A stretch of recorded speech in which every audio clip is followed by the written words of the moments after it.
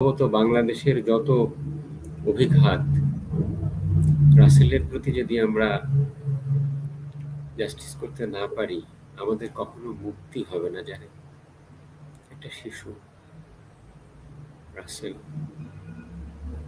Burton রাসেলের নাম করে তার নাম। জাপান সফরে রাসেলের প্রাণবন্ত উপস্থিতি ৭৩ সালে লকহিডের আমন্ত্রণে, বঙ্গবন্ধু গিয়েছিলেন। কি প্রাণবন্ত একটা ছেলে! ওই একটা সাক্ষাৎকারে দেখছি যে ওই রাসেল বসা, ওই বঙ্গবন্ধু কথা বলতেছে, তো বলছে আমাকে পাইনি তো, তাই আমি যে কোনো জায়গায় যাওয়ার সময় রাসেলকে নিয়ে যাই, আমার স্নেহ পাইনি। হ্যাঁ, এই বাঙালিয়ানায় আহ্লাদ নাম করে একটা ব্যাপার আছে। আহ্লাদ, এই মুখের মধ্যে কথা বলার সময় দেখবেন যে এত বড় দীর্ঘাঙ্গী সুপুরুষ শেখ মুজিব, তার কথাবার্তার মধ্যেও আপনি দেখবেন যে আহ্লাদ আছে।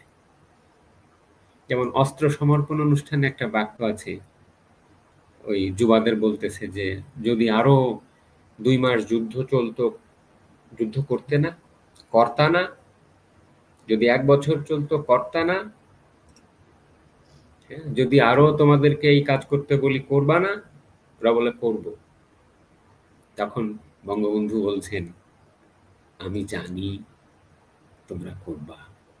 এমন আহ্লাদময় গলা, এমন আহ্লাদময় অভিব্যক্তি, বুঝলেন? এইটা এইটা মানবিক গুণ সম্পন্ন পারিবারিক শিক্ষা নিয়ে বড় না হয়ে উঠলে এই ব্যাপারটা কেউ ধরতে পারবে না।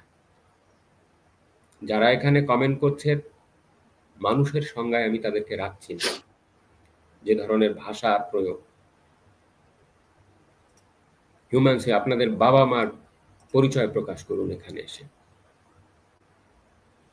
তো এই জন্য রাসেলের কথা ভাবলে খুব আবেগ। আমার কাছে মনে হয় মাঝে মাঝে, জানেন, ৭৪ সালে বঙ্গবন্ধু শিশু আইন করেছিলেন।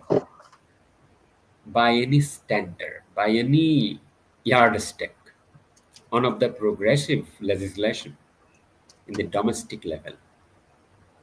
89 সালে জাতিসংঘ সেই প্রিন্সিপাল গুলো ধার করছে, আর বঙ্গবন্ধু তনয়া দুহিতা শেখ হাসিনা 2013 সালে সেই আইনকে আরো আন্তর্জাতিক মানদণ্ডের মতন করেছেন।